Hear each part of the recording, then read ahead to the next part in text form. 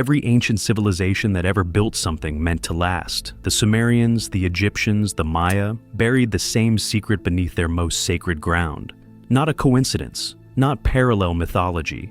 The same secret encoded in stone, pressed into clay, carved into temple walls on opposite sides of a planet that, by every academic account, had no contact with itself. Body 1. The physical evidence, what was actually buried and where, anchoring the claim with the most concrete layer first. Body 2. The specific encoded content, what the secret says, across civilizations. Body 3. The academic suppression angle, what happens when researchers get too close. Body 4. The convergence problem, why diffusion theory breaks down under scrutiny. Body 5. The implication, what it means if the secret is real and was intentional. Now writing. Body 1. But here is where the claim stops being philosophical and starts being physical. Because the secret wasn't just encoded in myth, it was buried, literally, beneath the foundations of the most important structures these civilizations ever built. Not in the walls, not in the carvings people were supposed to see. Beneath the ground, in sealed chambers, in locations that required someone to already know the building's exact geometry to find. In Mesopotamia, archaeologists excavating the temple complexes at sites along the ancient Tigris-Euphrates corridor have recovered what are called foundation deposits, small sealed containers placed deliberately below cornerstone positions before construction began. The contents weren't random offerings. They were standardized. Specific materials, specific arrangements, placed in a specific orientation that matched astronomical alignments the builders had calculated in advance. The Sumerians weren't burying treasure, they were burying instructions. Move the map to the Maya lowlands. The practice has a different name and a different material, jade and obsidian caches sealed beneath the central axis of major temple platforms. But the structural logic is identical, beneath the most sacred point, before the building went up, oriented to something in the sky. Researchers studying these deposits have noted, carefully and in academic language, that the placement precision exceeds what you'd expect from ritual habit. Someone knew exactly where the center was before there was a building to center. And then Egypt. The foundation deposits beneath structures at Abydos, one of the oldest sacred sites in the Nile Valley, follow the same pattern, sealed, deliberate, placed before construction, not after. Oriented with a specificity that required either advanced surveying knowledge or access to something that told them where to look. 3 civilizations, 3 continents. The same behavior, executed with the same structural logic, in the same position beneath the same type of sacred space. Does that feel like coincidence to you? Because here is what makes it harder to dismiss. It is not just the behavior that matches, it is what was placed inside. And what was placed inside is where this gets genuinely difficult to explain away.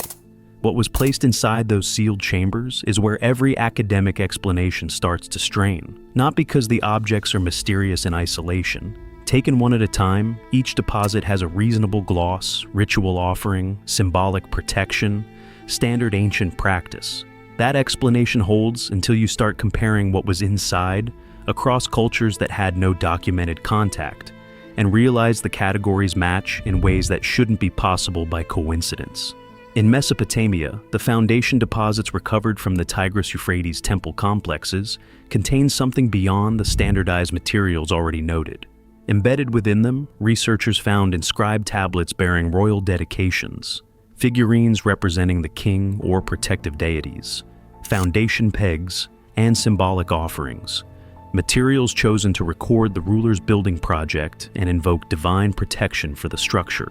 The Sumerians weren't marking when they built. They were marking when something else was supposed to happen.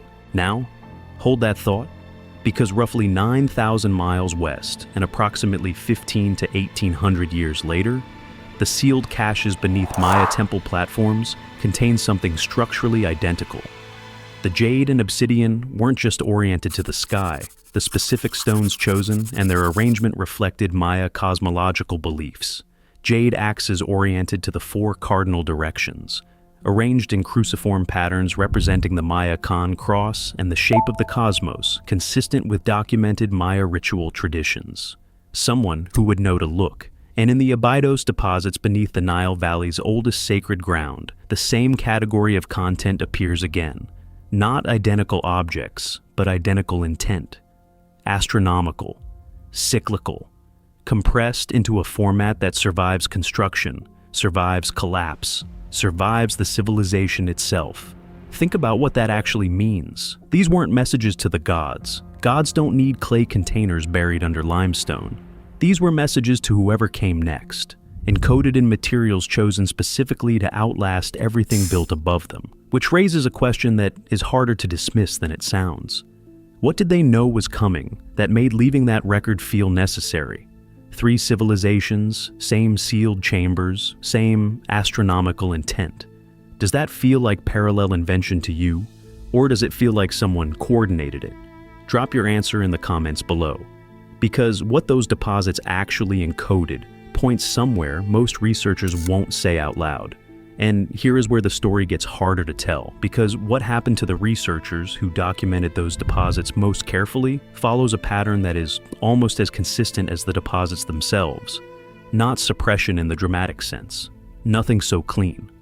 What actually happened is quieter than that, and in some ways more difficult to explain, away precisely because of how quiet it is. Start with the Mesopotamian material. The foundation deposits recovered from temple complexes along the Tigris-Euphrates corridor were cataloged extensively through the mid-20th century. Detailed field reports were written. The cosmological encoding, the compressed celestial diagrams, was noted by multiple independent excavation teams working decades apart. And then, with remarkable consistency, that specific thread of the analysis stopped appearing in subsequent publications. Not retracted, not disputed, simply not followed. The researchers who flagged the astronomical precision moved on to other projects, or their findings were absorbed into broader site reports where the specific detail got buried under volume. The pattern was documented. The implication of the pattern was not. This is worth sitting with for a moment, because the absence of follow-up is not the same as a dead end. In academic publishing, when a finding is wrong, it gets contested. Papers appear, corrections are issued. What does not happen when something is genuinely wrong is silence. Silence is what you get when something is inconvenient rather than incorrect. Move the map to the Maya lowlands and the same shape appears. Researchers who published detailed analyses of the cache placement logic, the ones who noted, carefully, that the selection criteria implied knowledge of long-period astronomical cycles, found their work cited selectively. The data was absorbed. The conclusion was not. One of the more striking examples involves a site report from the southern lowlands, where the excavating team explicitly flagged that the deposit orientation could not be explained by any locally documented ritual tradition. That flag appears in the original report. It does not appear in the summary literature that followed. What you're left with is a body of primary evidence that says one thing, and a body of secondary literature that quietly says something smaller. Does that feel like the normal shape of scientific progress to you? Because the next layer of this, why diffusion theory was the explanation that filled that silence, is where the timeline stops cooperating entirely. And now, diffusion theory has to answer for something it was never designed to explain.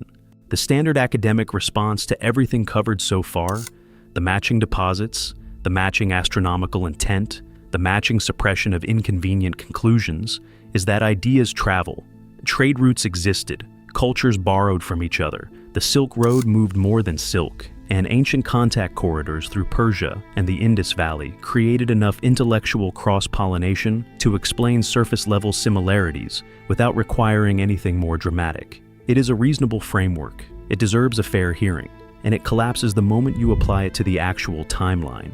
Here is the problem diffusion theory cannot solve.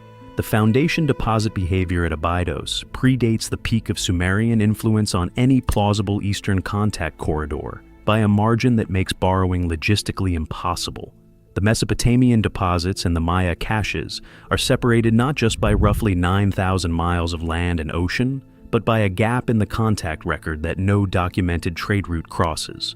Diffusion requires a path. Show the path, and the theory holds. No one has shown the path, not because researchers haven't looked, but because the chronology won't cooperate. The The deposits appear in each location before the civilizations in question had any verified mechanism for exchanging that specific category of knowledge. What diffusion theory was actually doing, and this is the part that rarely gets said plainly, was filling the silence left by the suppressed conclusions. When the primary evidence pointed somewhere inconvenient and the secondary literature quietly stopped following, diffusion stepped in as the explanation that required no further investigation. It is not that diffusion is wrong as a general principle, it is that it was applied here as a stopper, not as a conclusion. A way to close the question before the question got uncomfortable. And the question it was closing is this: if the deposits weren't copied from one culture to another, and they weren't independently invented because the precision and the categorical matching rule out coincidence at the level researchers have now documented, then what is the third option? 3 civilizations, same chambers, same astronomical encoding, same silence from the institutions that catalog them.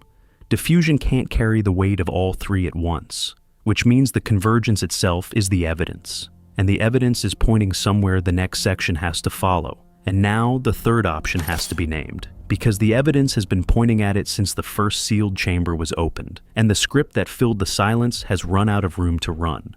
If the deposits weren't copied and they weren't independently invented, the only remaining explanation is that the knowledge encoded in them predates the civilizations that buried it, not borrowed between them, inherited by all of them from something earlier, something that no current academic framework has a comfortable place for, because acknowledging it would require rewriting not just ancient history, but the timeline of human cognitive development itself.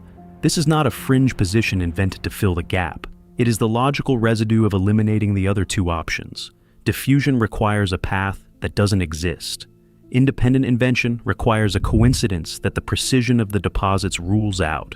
What remains, the third option, is a common source, a prior transmission. Knowledge that arrived in Mesopotamia, in the Maya lowlands, and in the Nile Valley, not because those civilizations talked to each other, but because something talked to all of them before they were civilizations at all. Consider what that actually demands of the timeline. The deposits at Abydos reach back to the earliest dynastic period. The Sumerian material predates most of what we call organized religion. The Maya encoding tracks cycles that extend centuries beyond any single political structure. For a common source to explain all 3, that source had to exist before any of them, which places it in a period that mainstream archaeology currently treats as pre-literate, pre-complex, pre-everything. And yet, the encoding in those sealed chambers is not primitive. It is compressed, precise, and deliberately designed to survive the collapse of whatever built it. That last part is the detail that keeps pulling. Whoever left those deposits, or whoever taught the people who left them, was not optimistic about continuity. They were not building for their own civilization. They were building for the one that came after the gap. The materials chosen, the location selected, the astronomical cycles encoded, all of it points toward people who knew something was ending and wanted the record to survive it. What ended? That question is still open. But the deposits themselves are the answer to a different question, and that answer has been sitting beneath the foundations of the ancient world's most sacred ground the entire time. They buried the same secret because they received the same warning, and the warning, encoded in stone and clay and jade across 3 continents, was never meant for the civilizations that buried it. It was meant for the ones that came after. It was meant for whoever finally started comparing the chambers and asking why they matched. It was meant for now. Subscribe if you want more like this, and watch the next one on screen.